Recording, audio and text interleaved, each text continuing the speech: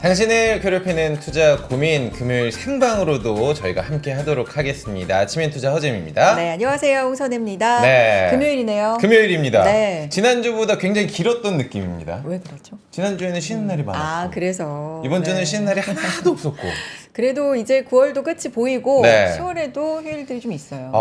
다음 주를 또 기대를 하면서 오늘 그래도 금요일이니까 네. 우리 시장을 좀 봐야 될 것 같긴 한데 마이크론한테 좀 고맙다고 해야 될까요? 마이크론 고맙습니다. 땡큐 한 이유가 그것 때문에 반도체주가 좀 살아나면서 네. 외국인들이 많이 들어왔다고 얘기를 들었거든요. 오늘 시장은 좀 어때요? 어제 시장 모처럼 좀 시원하게 올라줬는데 오늘 시장은 지금 현재로서는 양 지수가 다 약보합권에 야, 지금 머물러 약보합이에요? 있는 상황이고요. 그래도 반도체 투톱은 오늘도 가고 있습니다. 네. 강하진 않지만 빨간불 켜내고 있고요. 오늘도 시장 흐름 끝까지 좀 지켜보도록 하죠. 선혜 씨 네. 제가 사실 어제 밤 늦은 시간까지 네. 젊은이들과 호흡을 하고 왔습니다. 아, 그 얘기하는 거예요? 대학 축제 현장 갔다 왔는데 대학 축제 현장을 가면은 이런 생각이 듭니다. 네. 와 이거 엔터주 안 오르는 게 이상한데 팬덤이 어마어마해요. 어제 누구 나왔는지 얘기해도 되는 거예요? 그건 좀 이따 아, 그래? 공개하도록 하겠습니다. 알겠습니다. 구독, 네. 좋아요, 알림 설정까지 부탁드리도록 하겠습니다. 네, 아침엔 투자 금요일 시간도 시작해 볼 텐데 오늘은 네. 스페셜 데이죠? 오늘 스페셜 데이입니다. 네. 이유는요, 이 두 분이 나왔기 때문에 네. 스페셜 데이로 저희가 명칭을 해봤습니다. 블리블리한. 네, 어제 제가 행사장에서 다비치 분들을 봤거든요. 여의도 다비치라고 불리는 두 분. 네. NH 투자 웃지 마세요. 김민경 차장님, 강미연 어드바이저님 모셔보도록 하겠습니다. 반갑습니다. 안녕하세요. 안녕하세요. 반갑습니다. 아니 강미연 어떡하죠? 왜 이렇게 옆에서 다비치라고 하니까. 하니까. 네. 그러니까 다비치인지 다빈치인지는 우리가 오늘 끝까지 함께하면서 여러분들이 댓글을 좀 남겨주시길 부탁을 드려보도록 하겠습니다. 네. 인사 한번 부탁드려보도록 하겠습니다, 두 분. 네, 먼저 먼저 갱블리님. 하겠습니다. 네. 안녕하세요. 여러분들의 노후를 아주 러블리하게 책임지고 싶은 NH투자증권 갱블리 김민경입니다. 반갑습니다. 아유, 반갑습니다. 반갑습니다. 갱블리님. 네, 강미연 어드바이저님. 네. 네, 안녕하세요. NH투자증권 태진여금 컨설팅의 절세 미연 강미연입니다. 반갑습니다. 반갑습니다. 절세위원 네. 두 기억나요. 분과 함께 하는데 네. 두 분이 나올 때는 저희가 또 퇴직연금에 대한 그렇죠. 이야기를 하잖아요. 네.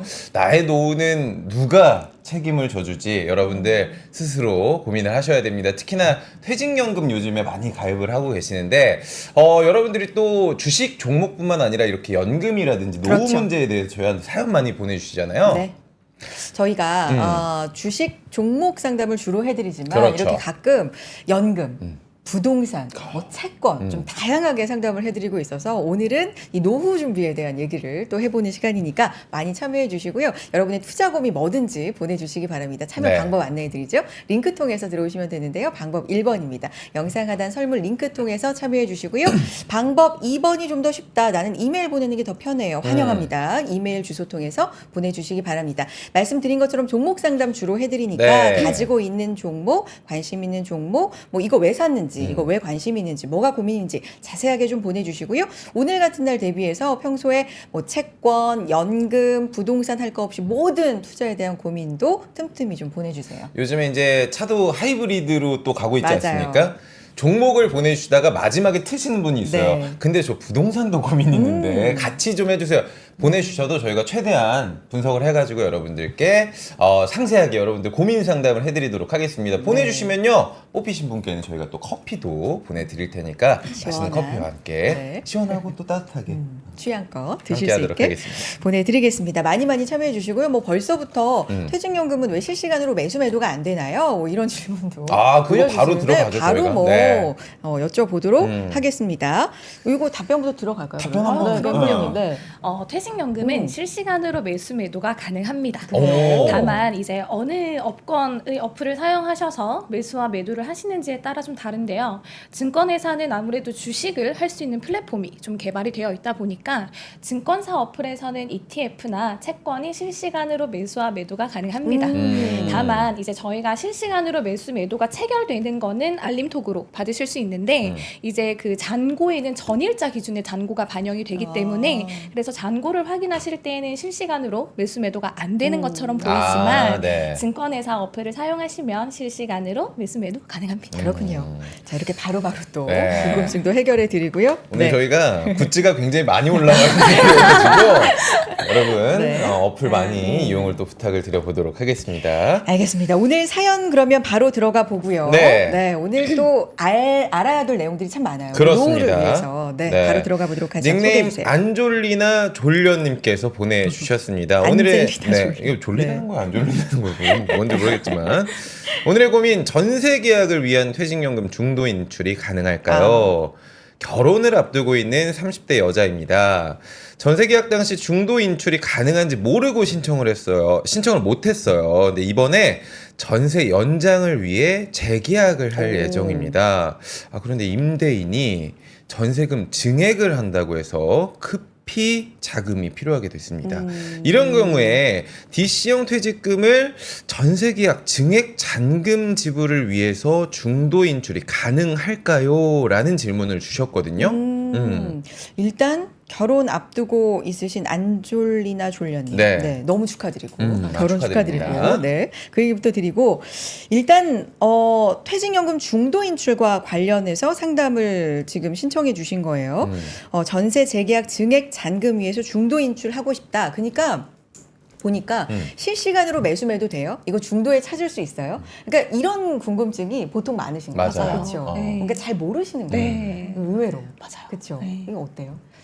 사실은 네. 저희 입장에서는 너무 반가운 그래요? 일인 게 그 전에는 이런 질문을 안 하셨다는 거는 본인들의 퇴직금에 그만큼 관심이 없으셨다는 거거든요. 사실 근데 네. 선생님 관심이 없다라기보다는 퇴직금은 건들면 안 되는 거다라는 맞아요. 생각이 굉장히 맞아요. 강했던 그 거예요. 말씀도 네. 맞습니다. 근데 이제는 조금은 내 노후도 왜냐면 수익률이 너무 떨어지다 네. 보니까 내 노후 자금이 생각보다 충분치 않구나. 그러면 내가 좀 더 관심을 가지고 그다음에 내 퇴직금도 이제는 뭔가 투자를 해서 많이 좀 키울 수 있구나 하는 그런 인식들이 강해져서 네. 저희는 이런 현상이 되게 반갑고요. 반갑다, 네. 우선. 그리고 네. 앞으로도 좀 더 많은 관심을 가지셔서 정말로 이제 우리나라도 노후 빈곤율이 좀 낮아지고 오히려 좀 더 풍족한 노후를 좀 누리실 수 있도록 저희가 최대한 도와드리도록 하겠습니다. 알겠습니다. 그래, 일단 반갑다. 네. 그러면 절세위원님이 가능한 거예요? 이분의 고민? 네. 우선은 그 중도 인출 사실 저는 그 중도 인출을 적극 권유하진 않습니다. 권유하진 않는다. 왜냐하면 이거는 결국엔 퇴직금 재원이라는 거는 결국엔 내 노후를 대비하기 위함이기 때문에 그렇죠. 네 그래서 더더욱이나 법적인 사유로 인해서 출금이 가능하셔서 이게 사실 심사도 까다롭고 출금 제한도 있습니다. 그래서 우선은 결론적으로 말씀드리자면 전세금을 위해서 보증금을 지불하기 위해서 퇴직금을 중도 인출은 우선 가능하고요. 가능하다. 네, 가능하고 이제 그 외로 이제 고려하실 부분들이 좀 있어서 그거는 제가 뒷부분에 말씀드리겠습니다. 알겠습니다. 그러면은 안졸리나 졸려님의 고민을 다시 한번 정리를 저희가 해드리도록 하겠습니다. 네. 지금 결혼 앞두고 전셋집 때문에 또 고민이 있으신데 전세금을 올려달라고 했단 말이에요. 임대인이 전세금 증액을 원합니다. 제 퇴직연금으로 급전 마련이 가능할까요? 라는 질문을 주셨고 저는 지금 DC형 퇴직연금을 보유하고 있는데 제가 중도 인출을 한다고 하면 나중에 부작용이 혹시 있을까요? 없을까요? 라는 고민을 보내주셨습니다. 사실 많은 분들이 고민하시듯이 이렇게 그 중도 인출을 했다가 피해를 보나? 아니면 나 부작용이 있지 않나? 라는 것부터 나는 게 사실일 것 같거든요. 왜냐면 절세위원님도 가능은 한데 음. 권하진 않아요. 고려해야 될 부분이 있어요라고 말씀해 주신 거 보니까 네. 좀 뭔가가 네네. 뭔가가 있는 것 같아요. 네, 맞아요. 이 부분을 짚어주셔야 될 것 네, 같아요. 제가 한번 말씀드릴게요. 들어가기 전에 예. 복습 한 번만 하면 안 돼요? 복습? 좋아요. 왜냐면 DB/DC DC. IRP 있잖아요. 지난번에. 네, 네. 이거 한 번만 다시 한번 찍고 넘어갈게요. 네, 좋습니다. 우선은 그 저번 시간에도 제가 말씀을 드렸는데 네. DB 같은 경우에는 확정 급여형 퇴직연금 제도이고요. 네. 우선 운영 주체가 법인에게 있습니다. 그래서 개인 잔고가 아니라 상품 선택이라던가 운용 수익이 결정이 법인에 기속된다라는 차이점이 있고요. 반대로 이제 DC 같은 경우에는 확정 기여형 퇴직연금 제도라고 하는데요. 네. 그 DC는 가입자가 직접 직접 운용 방법을 선택하고 그 운용 수익도 가입자에게 기속되는 제도입니다. 네, IRP는 여러분들이 흔히 알고 계시는 세액공제 혜택을 받으셔서 개인적으로 추가 입금을 하시는 계좌이기도 하고요. 또는 퇴직을 하실 때 퇴직금을 받으시는 법정 의무적으로 받으셔야 되는 계좌이기도 합니다. 네. 좋습니다. 됐어요? 그러면 네. DB는 좀 네. 말하자면 DB는 사용자가 운영을 하는 거고 네. 그리고 DC와 IRP는 개인이 좀 운영을 할 수 있는 맞습니다. 이 네. 정도면 충분합니다. 네. 좋습니다. 그런데 여기에서 또 이제 중요한 점이 네. 지금 저희가 중도 인출에 대해서 말씀을 드리고 그렇죠. 있잖아요. 네. 그렇지만 법적으로 DB 제도는 중도 인출이 불가능합니다. 아, DB는 예, 왜냐하면 법인에서 그걸 운용하는 주체가 되기 때문에 네. 개인 잔고가 아니어서 중도 인출이 안 되고요. 법적으로는 DC 계좌, 개인 계좌와 IRP 계좌에서는 중도 인출이 법적 사유에 한해서는 가능합니다. 아, 좋습니다. 사연 보내주신 분은 DC형. DC형입니다. 네, 그러신 것 같아요. 네, 네, 그런데 맞습니다. 고려할 사항이 있다. 네, 이 부분을 맞습니다. 짚어봐야죠. 네, 우선은 제가 세 가지로 좀 말씀을 드릴 건데요. DC 계좌에 제가 만약에 지금 운용하고 있는 금액이 1억 원이다. 네, 평가 금액이 오늘 기준자로 1억 원으로 생각을 하고 중도인출을 전액을 신청했을 때에 네. 실질적으로 받는 금액은 과세되어서 이 금액보다 적을 수 있다라는 점입니다. 그러니까 내가 중도인출을 할 때에 지금 전세금 그 중도금을 마련하기 위해서 지금 잔금 치르기 위해서 중도인출을 하는데 내 1억 원을 다 받을 수 있다라고 생각하시면 안 되고요. 여기에서 퇴직소득세가 과세되고 난 다음에 과세 후에 금액을 받기 때문에 금액이 적어질 수가 있어요. 그래서 이런 부동산 관련된 거는 아무래도 금액을 정확하게 미리 준비하셔야 되기 때문에 그렇죠. 네, 과세될 수 있다라는 점도 고려를 해주시는 게 중요할 것 네. 같고요. 예, 두 번째로는 상품을 중간에 매도도 필요하십니다. 이제 왜냐하면 이거는 중도 인출은 전액 다 출금을 하시는 거기 때문에 운용 중인 예금 상품이나 펀드, ETF, 채권들도 다 매도를 별도를 해주셔야 되는 그런 제약이 있습니다. 네. 그래서 아무래도 만기에 약정이로 받기로 되어 있던 1년물에 4% 받기로 했다. 이러한 상품들에 대해서는 약정이로 못 받게 되겠죠. 그래서 네. 그러한 것도 고려해 주시면 될 것 같고요. 마지막으로 세 번째로는 간단하게 여러분들이 이제 중도인출 받으시게 되면 그 후에 중도인출 이후에 퇴직하는 시점에 퇴직소득세 과세 시작 구간이 짧게 되기 때문에 나중에 뒷부분에 말씀을 드릴 거지만 나중에 퇴직하는 시점에 중도인출 받았던 퇴직소득 원증을 꼭 합산을 하시는 거를 추천드리겠습니다. 이게 사실 헷갈리는 네, 거예요. 이게 좀 이런 어렵죠? 것들이. 네. 뒷부분에 좀 더 자세하게 네, 맞습니다. 설명을 좀 부탁을 네. 드려보도록 하겠습니다. 이 부분과 관련돼서 김미경 차장님 추가해 네. 주실 말씀 있으실까요? 저희 절세미영님께서 너무 자세하게 설명을 네. 해주셨는데요. 일단은 퇴직소득세로 다 과세가 되면 나는 근속기간이 짧고 퇴직금이 많은데 퇴직소득세가 많이 좀 떼지지 않을까? 그렇죠. 라는 걱정을 하는 분도 좀 계실 것 같고요. 다만 사유에 따라서 퇴직소득세가 이제 부과가 되는 경우도 있고요. 부득이한 사유, 예를 들면 요양이 6개월 이상 필요한 그런 이유로 인한 부득이한 사유 같은 경우에는 그 가입자의 연령에 따라서 3.3에서 5.5% 저율만 과세가 되는 점도 있고요.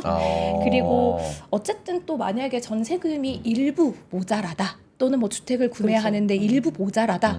근데 나는 무조건 전액을 인출해야 하나? 라는 고민이 또 있으실 수도 그렇죠. 있어요. 네. 근데 이제 퇴직연금은 어쨌든 인출을 최소화하는 걸 저희는 추천을 드리기 때문에 일부만 인출도 가능하다라는 점도 좀 기억을 해주셨으면 좋겠습니다. 네.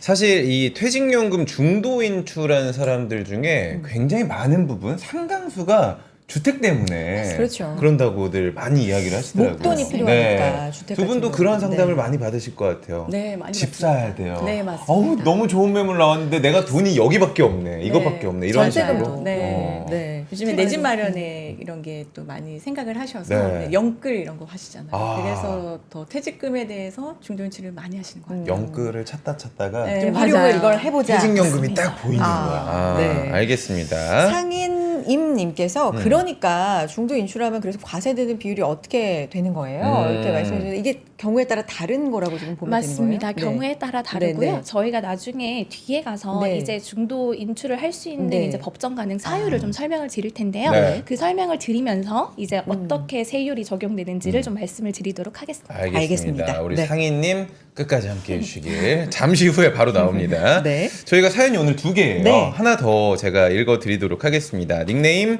오지의 맙소사님께서 잘 봐야 되겠다. 마법사로 진짜 네, 착각해서. 헷갈려요. 아니 닉네임을 어쩜 이렇게 다들 그러니까요. 잘 만드시는지. 맙소사. 네. 오늘의 고민, 중도 인출받았던 퇴직연금 세금 줄일 수 있을까요? 가장 고민하시는 이 관련된 내용이에요. 네. 앞선 내용과. 네. 제가 오랫동안 근무한 회사에서 이번에 이직을 위해 곧 퇴직을 앞두고 있는 40대 남자입니다. 3년 전에 어머나 주택 청약 당첨이 돼서 잔금을 치르기 위해 자금이 필요해요. 그래서 제 퇴직금을 중도 인출을 받았던 이력이 있습니다. 이런 경우에도 제가 퇴직할 때 이 중도 인출 받았던 금액도 합산해 세금을 줄일 수 있을까요? 라는 질문 그리고 사연을 보내주셨습니다.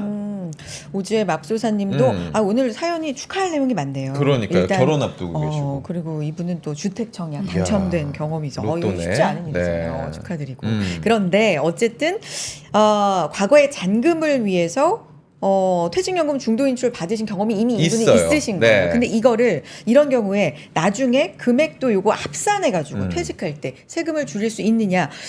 이거는 알아두시면 다른 분들한테도 도움이 좀 많이 될 것 같아서. 왜냐면 요즘에는 프로 이직러분들이 많거든요. 그러니까 네. 평생 직장의 개념이 좀 없어지기도 음. 했고, 네 어떤 분부터 절세 위원님부터 네. 해주실까요? 네. 네.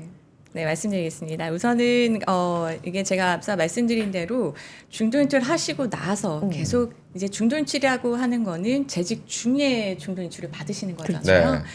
그렇게 중도인출 한번 받으셔서 퇴직소득 확정을 한번 지어서 출금을 하셨는데 그 이후에 계속 재직을 하시다가 퇴직하는 시점에 그럼 그때 과세가 퇴직소득세로 과세되는데요. 아까 말씀해주신 중도인출했을 때 퇴직소득세 과세가 어떻게 되느냐랑 좀 관련이 있는데 이 퇴직소득세는요 개개인별로 퇴직금과 근속 연수에 따라서 다 상이합니다. 그래서 이게 정해져 있는 비율은 보통은 5%에서 29%까지 다 다르기 때문에 사실 그 정도로 알고 계시면 될 것 같고요.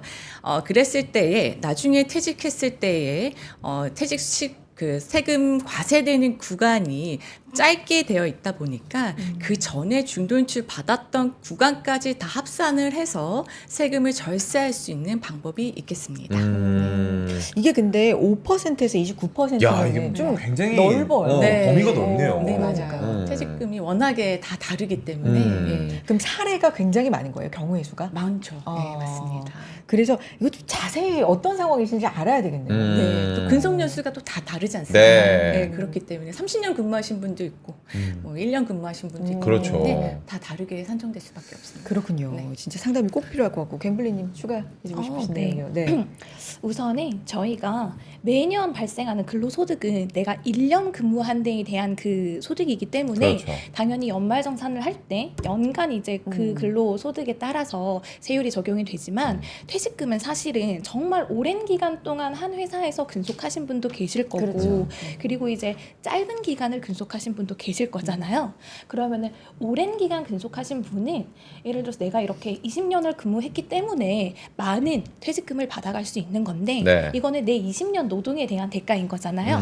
근데 이제 1년 근속하신 분과 20년 근속하신 분에 대해서 같은 세율을 부과하는 건 불합리하기 때문에 네. 그래서 이걸 1년의 소득으로 조금 나누어서 이거를 좀 전문적인 용어로 연분연승이라고 하는데요.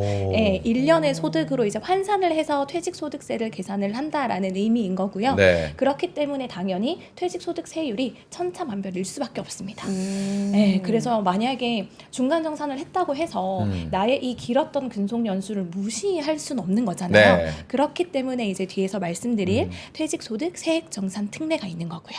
그 특례가 또 준비가 되어 있는데 맞습니다. 그러면 이제 결과적으로 오제 마법사님의 고민 자체가 맙소사. 나 어떻게 해요? 헷갈리죠. 맙소사님의 고민은 퇴직할 때 저는 중도인출 이력이 있는데 합산해서 결국에는 좀 세금 아끼고 싶다는데 그렇죠. 이게 가능하냐를 물어봤거든요. 아마 가능은 할 것 같은데 또 여러 가지 굉장히 좀 헷갈릴 것 같아요. 개인이 하기에는. 네네. 먼저 이야기를 좀 해주실까요? 우선은 저희가 말씀드렸다시피 퇴직연금은 말 그대로 저희 절세위원님이나 저 같은 전문가들이 있잖아요. 네. 그래서 이런 전문가들을 적극 활용하시기를 좀 권유를 드리고요. 특히나 방금 말씀드린 것처럼 사례가 개개인이 다 다릅니다. 그래서 이제 특례를 적용받을 수 있는 뭐 범위나 금액이나 이런 부분들이 확연히 다르고 그 다음에 이제 본인이 신청을 하지 않아도 금융기관에서 자동으로 이 특례 적용을 받는 것이 유리한지 또는 네. 불리한지 불리한 경우도 발생할 수 있거든요. 어. 이거를 따져서 이제 그 퇴직을 하실 수 있도록 도와드릴 수 있기 때문에 혼자서 하려고 그렇게 막 끙끙 앓지 마시고 반드시 금융기관과의 상담을 먼저 받으시기를 추천드립니다. 그러니까 결론은 네. 가능은 하다. 근데 이게 범위가 너무 넓기도 하고 맞아요. 다양해서 네. 꼭 이 사례들을 꼼꼼하게 좀 살펴볼 필요가 있을 것 같다라는 말씀이신데 뒷부분의 내용들에 이 내용들이 다 좀 나올 것 같아요. 나올 것 같아요? 그래서 좀 빨리 어. 가보도록 하겠고 지금 최예인 님도 올해 20년 근속 됐는데 퇴직 고려 중이라고 세율 궁금합니다. 그러니까 이게 이런 어떤 부분이 저도 네. 이걸 보면서 이 정도 내용으로도 사실 상담 드릴 수는 있지만 자세하긴 힘들겠다. 왜냐면 정말 개개인이 다 다르기 때문에 이 최예희님의 대답을 우리 미연님께서 좀 해주실 수 있을까요? 지금 20년 근속을 하셨다는데 네. 퇴직을 고려하고 계시대요. 네. 세율이 좀 궁금하다고 하시는데. 그럼 이제 또 저희가 앞서 말씀드린 대로 네. 퇴직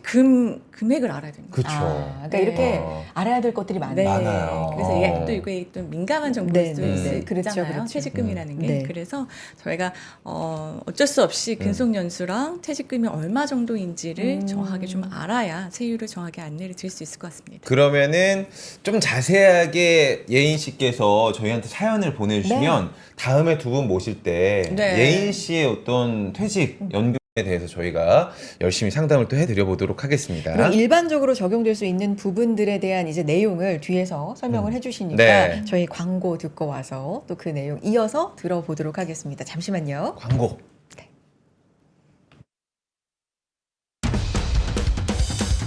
와, 멋있다. 부러운가? 기본기 연습과 스트로크 훈련에 1532시간을 투자해 갖게 된 리듬이다. 나의 드럼도 나의 자산도 투자로 키운다. 나는 투자한다. 나는 성장한다. NH투자증권. 네, 앞선 사례에서 본 이 고민들이 네. 아마 많은 분들이 갖고 계신 특히 이제 퇴직연금, 퇴직금 이걸 이제 노후 준비로 든든하게 좀 갖고 계신 분들 근데 중간에 돈이 필요하다 뭐 네. 이러신 분들도 있을 수 있고 그렇죠. 많은 분들의 고민이 아닐까 싶은데 네. 퇴직연금에 대해서 좀 짚어보도록 하겠습니다. 기존에 갖고 있던 퇴직연금을 다른 회사로 옮길 수 있게 됐다. 알고 계셨어요? 저는 금시초문이었죠? 왜냐면 우린 퇴직금 그러니까 이런 지식이 좀 부족하기도 하고 아직도 저금통에 네, 적으면 그러니까 그래서 오늘 이 퇴직연금 실물 이전이라고 하는데 이 어렵다. 부분에 대해서 실물 이전이요? 네. 이 부분에 대해서 좀 자세하게 짚어보는 시간을 갖도록 하겠습니다. 일단 절세위원님께서 좀 짚어주셔야 되는데 퇴직연금 실물 이전 요거 아직까지 저희는 진짜 몰랐고 네. 많은 분들이 생소하신 분들 있으실 거예요. 이게 뭐예요? 네. 네. 요번에 대대적으로 머니 무브가 일어날 거로 저희도 예상되고 머니 있습니다. 무브요. 네. 이게 뭐냐면요. 지금 이제 요즘에는 수익률 때문에 GC랑 또는 IRP 계좌로 많이 활용을 해서 운용하는 니즈가 증가되고 있는 추세입니다. 네. 근데 운용 성과에 따라서 노후에 내 퇴직금이 달라질 수 있기 때문에 네. 그런 니즈가 더 많아졌는데요. 그런데 이렇게 적극적으로 내 퇴직연금을 운영하려고 결심은 했는데 만약에 이미 투자하고 있는 상품이 마이너스이거나 수익률이 좋지 않거나 또는 거래하고 있는 금융기관이 또 마음에 안 들 수도 있지 않습니까? 그렇죠. 네, 또는 상품의 수수료가 높을 수도 있거든요. 이거는 금융기관마다 도 다를 수가 있기 때문에 이런 경우에 고민을 하고 계시는 분들이 꽤 많이 있습니다. 그런데 이제 지금 현재까지도 퇴직연금 제도는 한번 내가 금융기관 하나 선택을 하면 그거를 변경하는 게 매우 어려웠어요. 왜냐하면은 상품을 다 매도해서 현금화 해야지만 그래야지만 금융기관의 변경이 가능했는데요. 현금으로 해서 다시 시작하는 거죠. 그렇죠. 다른 곳으로 다시 기존은. 시작하는 거예요. 그러니까 어. 손익을 확정 짓는 거죠. 네, 네. 네, 어. 그런데 요번에 2024년 10월 15일 당장 바로 10월에? 다음 달입니다. 와. 오, 얼마 안 남았네요. 남았어요. 네. 네, 그래서 저희도 NH증권에서도 많은 준비를 하고 있는데요. 네.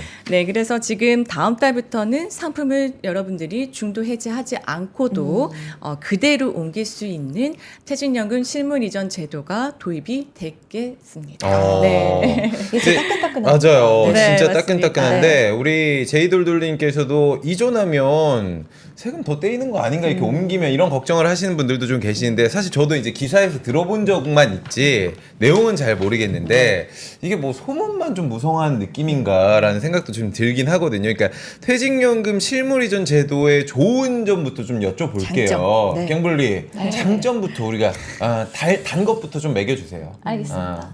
이 지금까지는 일단은 타 금융기관으로 이전을 하고 싶을 때 제가 가지고 있는 상품을 모두 매도해서 이제 현금화한 뒤에 이동을 했기 때문에 네네. 만약에 내가 펀드가 지금 손실이 나고 있다 음. 라고 했을 때에도 울며 겨자 먹기 식으로 그냥 상품을 팔고 아이고.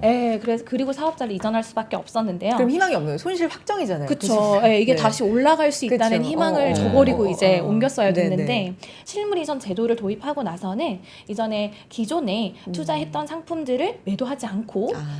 이 기관에서 이 기관으로 그대로 들고 이제 이동을 할 수 있게 됐고요. 그래서 정기예금이나 펀드 같은 경우에는 매도하지 않고 그대로 이전할 수 있습니다. 그래서 실물 이전 제도는 가입자가 요청을 하면 현재 투자 중인 금융 상품을 매도하지 않고 다른 금융회사의 퇴직연금 계좌로 그대로 이동할 수 있는 제도입니다. 어. 그러면 요 조건이 있어요. 뭐 DB형은 DB형. 아 같은 으로. 형으로. 네. 어. 또 DC는 DC로 이런 게 있어요. 네, 너무 있는 좋은 거. 질문이고요. 예리하죠. 네. 어머나. 예리하다니까요. 역시. 질문이. 뭔가 우리 맞습니다. 어색해. 짜고 하는 거 아마 아니, 짜고하는 거였나요, 저희? 아니지만 뭔가 아, 약간 지금. 대본이 거의 아무튼 없어요, 감사합니다. 여러분들. 아, 네. 네. 그런 거예요. 네, 그래서, 맞습니다. 네. DB에서 DB, DC에서 DC, DC로. 네, IRP에서 IRP로 네. 이전하는 것만 가능하고요. 음. 이거 왜 또 추가로 뭐 하실 수 있는 말씀 있지 않아요? 잠깐만. 갑자기 꽁트가 돼가지고. 두분 뭐 하시는 거예요? 네. 내용에 네. 집중해서. 네. 네. 제가 있지 않아요? 네, 제가 연이어서 네. 말씀드리겠습니다. 사실 말씀해주신 대로 잘 짚어주셨어요. 네. 너무 중요한 내용이고요. 사실 이게 현재까지는 실물 이전이 현재 DC를 운영하고 있는 금융기관에서 같은 금융기관의 IRP로만 지금 현물 이전이 가능하거든요. 그런데 이제 앞으로는 동일한 제도 간에 DB에서 DB 그리고 DC에서 DC 그다음에 IRP에서 IRP 이렇게 같은 제도 안에서만 실물 이전이 가능합니다. 그러면은 저희가 연출이 아닌 걸 제가 증명을 하기 네네네. 위해서 진짜 제가 또 궁금한 부분 이게 이런 생각이 들더라고요. 통신사에서도 이동을 할 때 통신사 회사마다의 어떤 정책과 어떤 혜택이 다르잖아요. 그렇죠. 이게 운용사에서도 우리 쪽으로 오세요. 이런 혜택을 더 드릴게요. 이런 뭐 유인책이라든지 아니면은 혜택 소비자가 받아야 되니까 좀 그런 활발해질 것들을. 것 같기도 하고. 그런 네. 것들이 지금 있나요? 네, 우선은 저희 NH증권에서는 사실 이 실물 이전 제도에 관련해서 저희가 지금 이벤트를 하고 있는데요. 아, 그렇게 저희가 나오는구나. 네, 맞습니다. 아무래도 저희가 증권회사이다 보니 아무래도 수수료도 저렴하고요.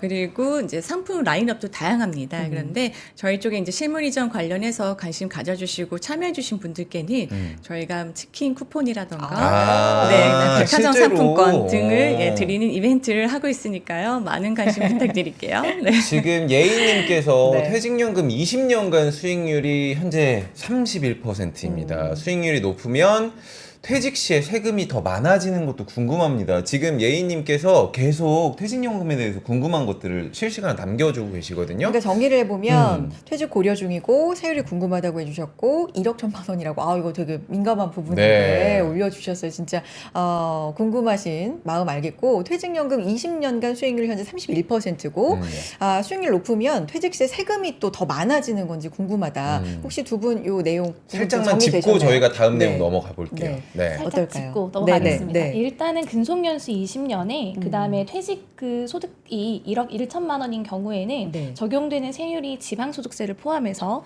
1.1%가 조금 넘는 수준입니다. 아. 그래서 이제 아마 123만 원 정도의 세금이 발생을 하실 거고요. 그다음에 그 지금 이제 수익률이 20년간 31%라고 하셨는데 네. 수익률이 높으면 높을수록 사실은 좋은 거죠. 왜냐하면 나의 노후 소득이 그만큼 올라가는 그렇죠. 거니까. 근데 이제 DC에서 운용을 하실 때 발생한 그 운용 수익에 대해서는 저희가 그 똑같은 퇴직금 재원으로 보기 때문에 퇴직 그 수익률이 아무리 높더라도 저희 집 예인님 같은 경우는 1.1%의 세율을 적용을 받으실 거고요. 다만 이제 이 DC에 있던 금액을 IRP로 옮기셔서 운용을 하시게 되면 나중에 수령을 하실 때에는 본인의 연령에 따라서 3.3에서 5.5% 운용 수익에 대해서는 이제 그렇게 저율과세가 되고요. 나머지 퇴직 소득 재원에 대해서는 약 1.1%가 부과된다라고 생각을 해주시면 될 것 같습니다. 좋습니다.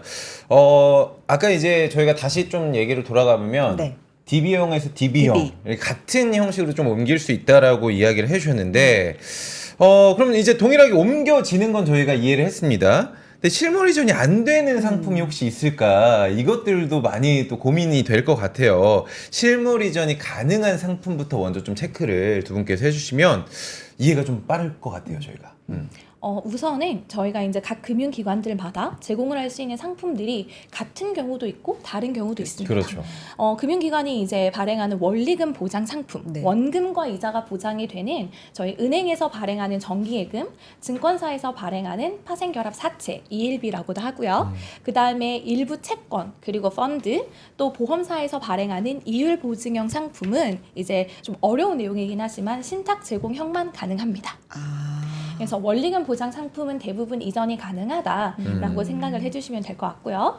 여전히 실물 이전이 불가능한 상품으로는 디폴트 옵션. 이거는 그럴 수밖에 없는 게 각 금융기관마다 본인들이 지정한 디폴트 옵션 상품들이 다 달라요. 네. 그래서 실물 이전이 불가능하고요. 그리고 리츠나 파생결합증권, 사모펀드는 이제 라인업이 보통은 뭐 사실 사모펀드라는 말은 사모이기 때문에 네. 공모와는 다르잖아요. 그래서 이제 이런 상품들은 조금 옮기기가 어렵다. 그래서 반드시 현금화해서 이제 이동을 할 수밖에 없다는 점은 좀 주의하셔야 될 것 같습니다. 알겠습니다. 그러면 NH투자증권 이제 뭐 이벤트도 앞서서 소개를 해주셨으니 지금, 본격적으로 지금입니다, 이벤트는. 그러니까 퇴직연금에 대해서도 안 여쭤볼 수가 없습니다. 음. NH투자증권 퇴직연금의 장점이라고 하면 또 얘기 좀 해주세요. 네. 네. 네. 저희 NH증권 장점 너무 네. 많죠. 네, 많은데요. 저희가 딱 두 가지만 포인트를 그래요. 짚어서 네. 말씀드리겠습니다. 우선 여러분들 퇴직연금이라는 거는 제가 앞서 말씀드린 대로 절세와 그리고 수수료를 절감할 수 있는 혜택을 받으시는 게 제일 중요한데요. 우선은 그 수수료 부분에서 저희가 영원이라는 점 먼저 말씀을 드릴게요. 수수료가 없다. 네, 맞습니다. 근데 보통은 그 퇴직금처럼 운용 금액이 큰 금액일수록 운용 수수료를 많이 부과를 하시는데요. 대체적으로 연 0.3% 정도를 부과하고 있습니다. 그 수수료는 운용관리 수수료와 자산관리 수수료 두 가지를 합한 금액을 고객님께서 내셔야 되는데요. 이만큼 퇴직금이 클수록 여러분들의 운용 수수료 부담이 커질 수밖에 없고요. 만약에 예를 들어서 퇴직금 내 잔고가 1억 원이라고 하는 경우에는 보통 연 30만 원 정도를 수수료를 납부를 하셔야 되는 거죠.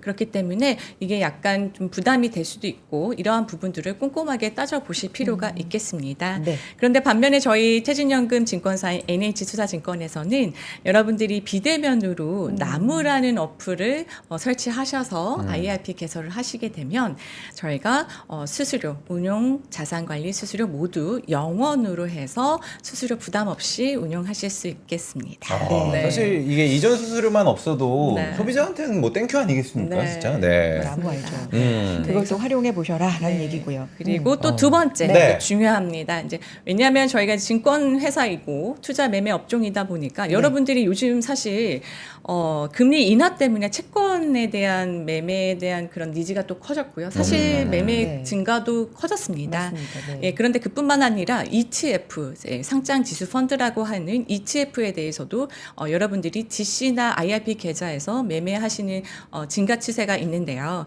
이 또한 저희 그 ETF 실시간으로 저희는 매매가 가능합니다. 근데 다른 업권에서 예를 들어 은행이나 보험업권에서는 ETF가 실시간으로 매매가 불가능하기 때문에 예, 저희 NH증권을 이용하셔서 실시간 매매뿐만 아니라 ETF 매매 수수료도 0원입니다. 그래서 그러한 혜택도 받으시는 것을 추천드리고요.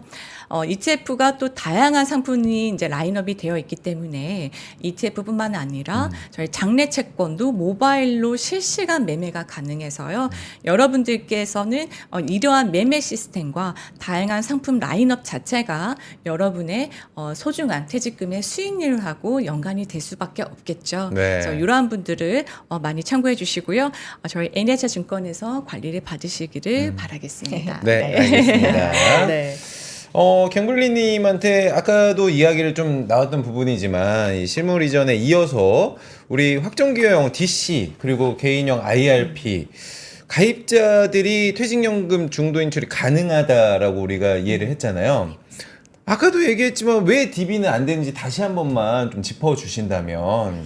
우선은 이제 저희가 퇴직연금 제도가 최초에 도입이 되기 이전에는 퇴직금 제도라는 제도가 있었습니다. 그렇죠. 퇴직금 제도에서는 중도 인출이라는 개념은 없고요. 중간 정산이라는 개념만 있었는데 이게 중간 정산이 막 뭐 어떤 법적인 제한이 없다 보니까 무분별하게 중간 정산을 받아서 국민들의 노후 소득이 점점 줄어드는 것에 대해서 나라에서는 그래도 좀 염려가 되기 때문에 퇴직연금 제도라는 것을 도입을 해서 중간 정산을 막고 법적인 사유에서만 중도 인출이 가능하도록 도입을 했습니다. 네. 결국은 이제 우리나라 국민들의 노후 소득의 보장을 위해서 시행된 제도다라고 생각을 하시면 될 것 같고요. 네.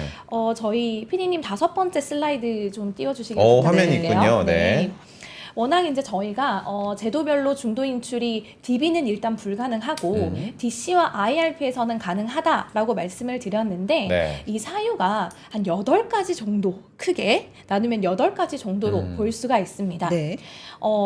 아까 저희가 계속 말씀드렸던 무주택자가 본인 명의의 집을 구입을 하거나 네. 혹은 이제 전세 자금이 필요할 때 그렇죠. 주택. 이때 DC와 IRP에서 이제 중도 인출이 가능하고요. 네. 그 다음에 퇴직금 제도에서도 중간 정산이 가능합니다. 아직까지 이제 제도가 정확하게 시행은 되지 않았지만 향후에 이제 DB와 DC와 IRP에서 담보대출이 좀 가능하도록 네. 검토를 하고 있는 부분들이 있는데요. 이런 사유에 대해서는 담보대출도 가능합니다. 1번부터 5번까지는 뭐 중간정산, 중도인출, 담보대출이 모두 가능하지만 네. 6번, 7번 임금 피크제가 시행이 되면서 나는 중도인출을 할래, 뭐 담보대출을 받을래 불가능하고요. 이 6번과 7번에 대해서는 퇴직금 제도에서 중간정산만 가능합니다. 그도 그럴 수밖에 없는 게 임금 피크제를 시행을 했는데 또는 근로시간이 변경돼서 퇴직금이 줄어들었는데 퇴직금 제도를 그대로 가져간다면 네. 내 퇴직 금액이 결국은 줄어드는 일이 생기기 때문에 그래서 이제 여기서는 중간정산으로 허용을 해주고 있지만 네. DB 가입자 같은 경우에는 해당 사유가 발생을 했을 때 DC 제도로 제도 전환이 가능합니다. 그렇기 때문에 중도 인출, 중간 정산은 안 되고 DC로 제도 전환이 가능하다. 그 다음에 대학 등록금이나 자녀들의 결혼 비용 또는 뭐 우리 부모님의 장례비가 네. 필요할 중요하죠. 때에는 이러한 사유로는 담보대출은 가능하다. 다만 한 가지 유의하셔야 될 점은 아직까지는 담보대출 서비스를 제공하고 있는 금융기관은 없고 검토 단계에 있다라는 것만 유념하시면 지금은 될 것 검토 같습니다. 단계인 거예요? 맞습니다. 네. 저는 더 궁금해진 게 저 표를 보면 네. 갱블리님 그래 저런 사유 때문에 우리가 가능하다 일단 검토를 하고 있지만 그럼 저걸 누가 심사를 하는 거예요? 운용사에서 판단을 하는 거예요? 아니면은 제3자가 있는 거예요? 일단은 저희 금융기관이 판단을 하고요. 왜냐하면 저희가 이제 아직까지는 제도가 정확하게 시행은 되지 않았지만 네. 이 담보를 받을 수 있는 한도가 정해져 있습니다. 본인의 퇴직금의 50%까지만 이제 받으실 수 있고요. 그 다음에 DC, IRP 같은 경우에는 그 해당 금융기관의 본인의 그 100%가 예치가 되어 있기 때문에 사실은 이를 판단할 수 있는 제3자보다는 예치되어 있는 금융기관이 판단을 한다라고 생각을 해주시면 될 것 같고요. 같고 그리고 이제 다만 그 담보대출의 이율이 아직까지는 정해지지 않았지만 시중 금리보다는 조금 높게 이렇게 설정이 될 수도 있습니다. 그럼 또 네. 함부로 하기에는 또 맞습니다. 손해가 있을 수 있겠네요. 네, 맞아요. 그래서 많은 고민을 해봐야 될 것 신중하게, 같습니다. 맞습니다. 네. 그러면 과연 중도 인출에 나도 좀 관심이 생겼는데 덜컥 결정할 수 없고 안 돼요. 지금 현황이 어떻지? 네. 다른 사람들은 어떻게 하고 있지? 뭐 이런 걸 좀 알아보면 좋을 것 같아서 지금 현황 좀 알려주세요. 많이들 받고 계신가요? 그리고 받으시는 분들은 뭐 이유, 사유 이런 것도 궁금하고. 네. 네, 한번 말씀드리겠습니다. 우선은 세 번째 자료를 한번 띄워주시면 네. 네. 사실 중도인출이 예전에는 내 월급에 퇴직금을 막 지급을 해서 노후 보장이 안 된다는 사유로 중도인출의 사유가 매우 강화가 되고 있습니다. 네. 그래서 잠시 2021년에서 2022년 네. 도입할 때는 중도인출이 현황이 조금 줄어드는 추세였거든요. 그런데 지금 최근 자료를 보면 2023년부터 최근까지는 중도인출이 다시 증가하고 있는 추세고요. 네, 그래서 인출 금액도 줄어들었다가 현재는 다시 증가되고 있는 현황입니다. 아무래도 이제 남성분들이 결혼을 준비하면서 주택 구입이라던가 전세금 마련을 위해서 중도인출을 많이 하시기 때문에 대체적으로 중도인출의 인원이 75%가 보통 남자분들이 먼저 하셨고요. 인출 금액의 81%를 남자분들이 출금을 하셨습니다. 네. 사실 요즘에 그 물가도 상승이 되고 금리도 상승되는 이 시기여서 퇴직금을 이제 출금하는 니즈가 꽤 많이 증가되고 있는 사실이고요. 주택 구입으로 말씀드린 대로 주택 구입이라는 사유로 중도인출의 사유가 거의 46.6%로 제일 높은 수치로 보이고 있습니다. 역시 주택.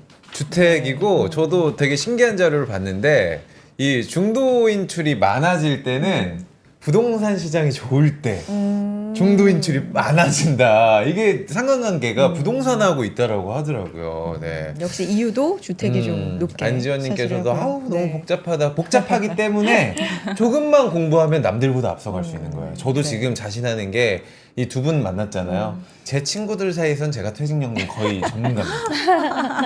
DB, DC, IRP 나한테 물어봐라. 그러니까 훌륭합니다. 잘못된 거 알려주면 안 돼요. 맞다. 이 두 분을 이제 소개해 주는 걸로 더 열심히 공부를 네. 하고 소개를 대신 해드릴. 하면 네. 좋을 것 같고. 오늘도 방송 보면서 퇴직연금에도 중도 인출 방법이 있었구나라고 느끼시는 분들 많으실 것 같은데 네. 조금 더 자세하게 그렇다면 이 중도 인출 방법과 도대체 뭐가 필요하지? 필요한 서류라든지 이런 것들을 좀 말씀을 해주시면 좋을 것 같습니다. 네. 캠블리님. 네, 일단은 제가 방법부터 먼저 네. 말씀을 드리면 DC는 가입자가 되게 이제 자기가 선택한 금융기관들이 명확하게 존재를 하잖아요. 그러다 보니까 각 금융기관별로 이제 중도인출 신청서의 양식이 다 다릅니다. 물론 요구하는 내용은 다 똑같은데 그래도 이제 각 금융기관의 양식들이 있기 때문에 해당 서류를 작성을 해주셔야 하는데요. 사실 이 부분을 개인이 준비하기보다는 본인이 근무하시는 회사의 인사부에 말씀을 하시면 인사부에서는 그 가입자가 가입하고 있는 모든 금융기관의 양식들을 다 가지고 있기 때문에 그곳에 이제 작성을 해주시면 되고 네. 그리고 해당 서류에는 이제 회사에서도 확인이 필요하니까 회사의 거래인관과 가입자 본인의 서명이 필요합니다. 그렇기 때문에 이제 DC를 신청하실 때에는 이제 그런 신청서 양식이 있다라는 걸 좀 기억을 해주시면 될 것 같고요. 그리고 나머지 필요한 서류들이 좀 있는데 그 서류를 좀 말씀드리기 전에 저희가 세율이 좀 다르게 네네네. 적용된다라고 말씀을 드렸잖아요. 네. 그러다 보니까 이제 회사가 부담한 부담금 또는 이제 그 퇴직금 재원에 대해서는 DC 안에서는 퇴직소득세 또는 이제 3.3에서 5.5% 조율 과세가 되지만 말씀드린 것처럼 이제 중도 인출의 사유가 주택 구입이나 또는 이제 전세 임차 보증금일 경우에는 현재까지의 적용받는 내 퇴직소득 세율이 적용된다는 점을 꼭 유의하셔야 될 것 같습니다. 네. 그리고 이제 유의사항 좀 살펴보겠습니다. 네. 아무래도 앞선 사유 중에서도 주택 관련된 그렇죠. 네, 사유가 좀 많았기 때문에 이게 또 여러 가지 경우로 나눌 수가 있어서 또 나뉘어져요. 유의사항이 네. 있을 것 같습니다. 제가 퇴직연금 이제 얘기를 하면서 하나 느끼는 건 어떤 걸? 경우의 수가 너무 많다. 이거 혼자 하다가 그러니까. 아. 네. 이거 물론 쭉 한번 개괄적으로 공부하는 건 당연히 필요하고 그렇죠. 근데 경우의 수가 많으니까 음. 상담이 꼭 좀 필요할 것 같은데 일단 개괄적으로 좀 주의사항 사유별로 말씀해 좋습니다. 주신다면요. 네. 네, 우선 말씀드리겠습니다. 요즘 제일 많이 하는 사유가 이제 부동산 관련되어서 아무래도. 네, 하시는 경우인데요. 이 기본 조건은 근로자 퇴직급여 보장법에 따라서 무주택자여야 됩니다. 그래서 무주택자인 거를 증명하기 위해서는 저희가 그 2000년도, 그러니까 올해와 작년도에 미가세 증명서라고 해서 그런 증명서까지 제출하셔야 되는데요.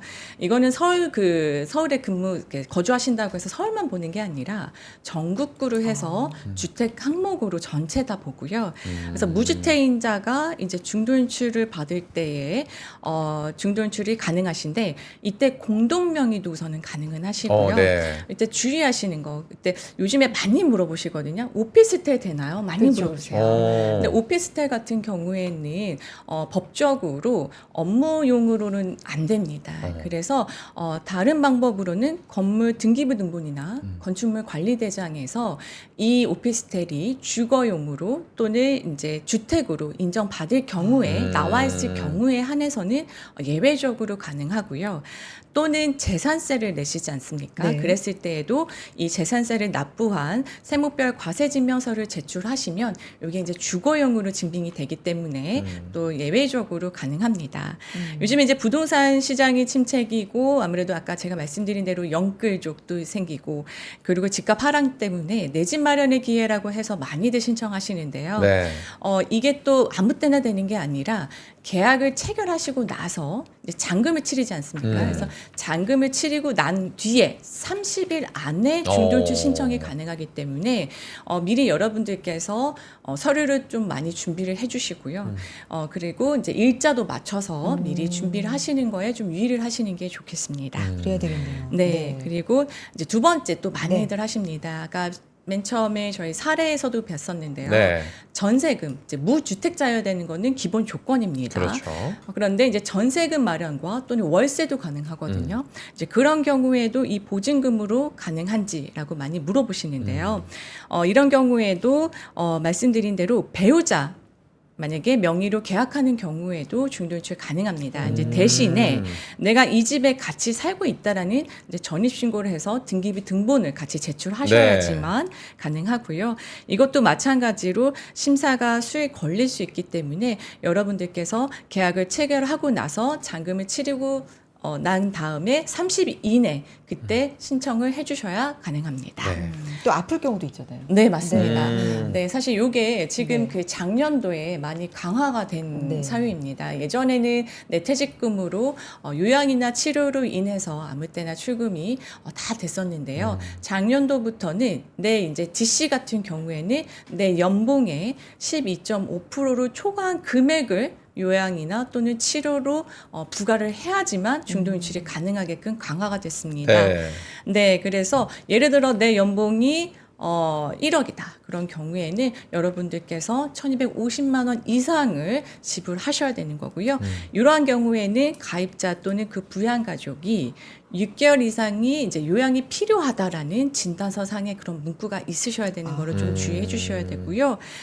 개인형 IRP는 제가 앞서 말씀드린 연간 임금 총액의 기준은 없습니다. 네. 하지만 이 의료비에 관련된 치료 영수증은 재사용은 안 되기 때문에 여러분들 신청하실 때에 한번 주의를 부탁드리고요.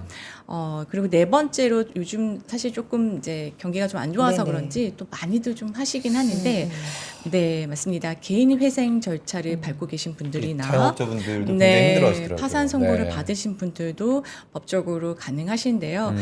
이런 경우에는 중도인출 신청하는 날로부터 역산해서 5년 이내에 이런 개시 절차나 파산 선고를 받으신 경우에 한해서 가능하시고요. 이런 것들은 저희가 이제 금융회사에서 심사를 하거든요. 네. 그럴 때 법원 사이트에 들어가서 이분이 정말 절차 폐지를 밟지 않고 여태까지도 계속 그 법적인 사유로 하고 있는지 사유를 또 봅니다. 그래서 그런 좀 까다로운 그런 조건이 있고요. 만약에 예를 들어서 또 이런 질문도 많이 하세요. 요즘에 이제 부동산을 안 끼고 네. 부동산 중개사무소를 안 끼는 경우에는 어떻게 되나요? 이때도 오. 됐나요? 하시는 네, 경우. 맞습니다. 네. 그런 경우에는 이게 이제 사실관계를 보는 거거든요. 그래서 개인의 쌍방관계를 보기 때문에 저희가 이런 경우에는 개개인이 그 이체 영수증이나 잔금 영수증을 추가로 지불하셔야 되는 경우도 있습니다. 근데 이러한 중도 인출에 대한 심사는 앞서 말씀드린 대로 금융기관에서 심사를 하는데요. 심사 조건이 조금 상이할 수 있기 때문에 여러분들이 가입하고 계신 운용 중인 그 금융기관에 네. 별도적으로 한번 심사를 조건 한번 따져보시는 게 중요하겠습니다. 알겠습니다. 좋습니다. 네. 사실 이 퇴직연금 그리고 나의 노후자금이잖아요. 가장 중요한 게 세금을 안 낸다는 건 아닙니다. 네. 그렇지만 절세할 수 있는 아낄 수 방법이 있으면, 있으면 공부를 하면 아낄 수 있잖아요. 중간 정산 이후에 근속연수가 이제 좀 짧아지면서 이 퇴직소득세가 혹시 높아지거나 내가 받을 어떤 불리한 점이 있을까 걱정하시는 분들이 좀 계실 것 같거든요. 이런 경우는 절세 방법이 있을까요? 물론 있습니다. 야, 있다. 없는 게 없어요. 없는 게 다 없습니다. 됩니다. 네, 화개장터네, 화개장터. 그래서 이제 저희가 백문이 불여일견이라고 사례 하나만 좋아요. 보고 네. 마지막으로 마무리하도록 네. 하겠습니다. PD님 저희 4번째 슬라이드 부탁드리겠습니다. 네, 화면과 함께. 네, 방금 저희 앵커님께서 말씀 주신 것처럼 네. 오랜 기간을 근무했다고 하더라도 중간 정산을 받게 되면 그만큼 나의 근속 연수가 줄어들게 됩니다. 그러면 할 수 없이 퇴직 소득 세금이 올라갈 수밖에 없는데요. 지금 보시면은 이 가입자분은 1996년 1월 1일에 입사를 하시고 네. 2010년 12월 31일에 이제 중도 인출을 한번 받으셨어요. 이제 그때 당시에 계산을 할 때에는 근속 15년의 퇴직 금액이 이제 5천만 원이어서 네. 세금을 300만 원 내셨습니다. 그리고 이제 그 이후에 한 14년 정도 근무를 하시다가 네. 작년 말 기준으로 퇴사를 하셨는데 중간 정산을 받으시다 보니까 이제 중간 정산 이후에 근속이 13년 그리고 퇴직금이 3억 원이라 세금을 3,340만 원이나 내는 문제가 발생을 한 거예요. 이거는 당연히 이제 근속이 길어지면서 퇴직 금액이 올라갈 수밖에 네네. 없는데 중도 인출을 하시면서 근속 기간이 짧아지다 보니까 세금이 올라간 거죠. 그렇죠. 그때는 이제 저희가 조금 전에 말씀드린 퇴직소득 세액정산 특례가 가능합니다. 적용을 하게 되면 일단은 이분의 사실 실질적인 근속은 28년이잖아요. 네. 그래서 근속 28년과 그 다음에 퇴직 금액을 이전에 이제 2010년에 받으셨던 퇴직금 5천만 원과 지금의 퇴직금 3억 원을 합산을 해서 3억 5천만 원으로 이렇게 가세를 하게 되고요. 그러면 세금이 1,316만 원이 나옵니다.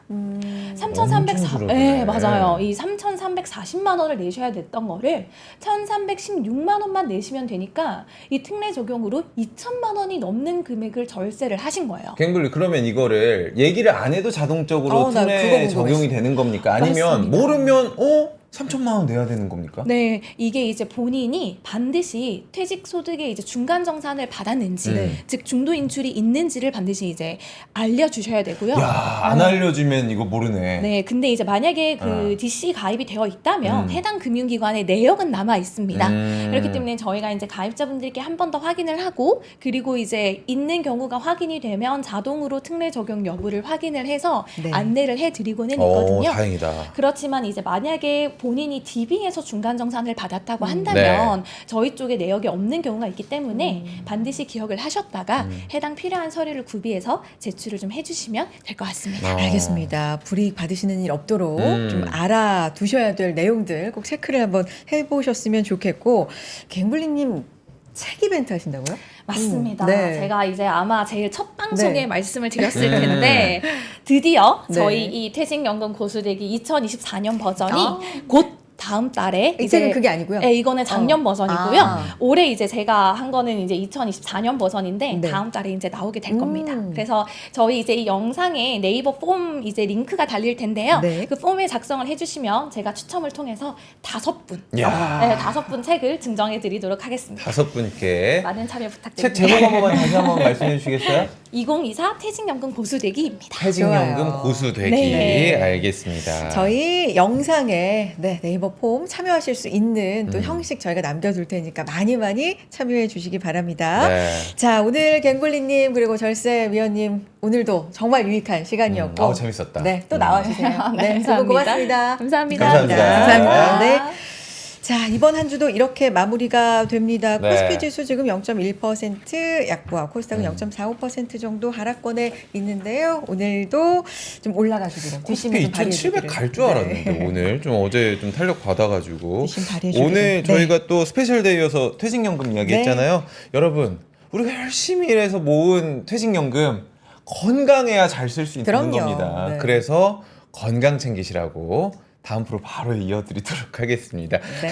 저희가 아침엔 투자 그리고 100년의 아침 거의 이어서. 콜라보입니다. 네. 많이 신청해 주시고요. 저희는 다음 주 인사드리겠습니다. 함께해 주신 여러분 고맙습니다. 고맙습니다.